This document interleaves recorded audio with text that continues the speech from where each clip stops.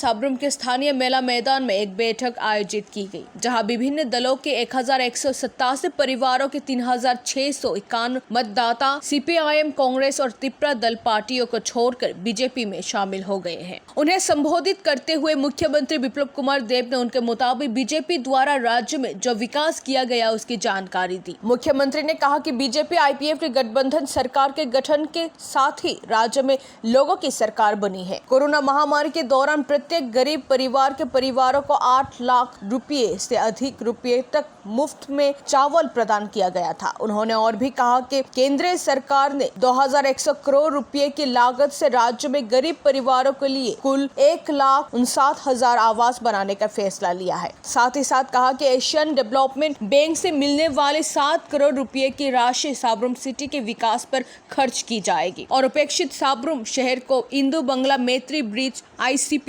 CEZ, logistic hub जैसी नई सुविधाओं के साथ फिर से सजाया जा रहा है। बैठक में बोलते हुए मुख्यमंत्री बिप्लब कुमार देब ने और भी कहा कि भाजपा राज्य में कभी भी CPIM सरकार नहीं बना पाएगी। इसके अलावा मुख्यमंत्री बिप्लब कुमार देब राज्य में नई जमीन की तलाश कर रही तृणमूल कांग्रेस के नेताओं को बंदरों से तुलना करके कहा कि उन्हें शिक्षित होना चाहिए।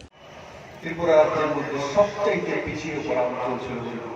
আমি যখন ত্রিপুরাতে প্রথম এসে প্রেসিডেন্টের নাতে সাবরুমে এসেছি একটা যোগদান সভা, তখন সাবরুম কোথায় আমাকে যখন নামিয়ে দিয়েছে তার সাবরুম থেকে আমাদের শহর বুঝতেই পেয়ে না। তখন আমার কষ্ট হয়েছে সাবরুমবাসীর জন্য, এরা তো মেহনতি, এত কষ্ট করে, আর এটা সব বাজারের মধ্যে দেখা যায়। আর আজকে ত্রিপুরার মধ্যে সবচেয়ে বেশি যদি ইনভেস্টমেন্ট ত্রিপুরা সরকার কোথাও করেছে আপনাদের সাবরুমে এসিতে করেছে, ICP-তে করেছে, লজিস্টিক হাবে করেছে, রেলওয়ে ওয়ার্ক করেছে, আজকে হসপিটালে করেছে।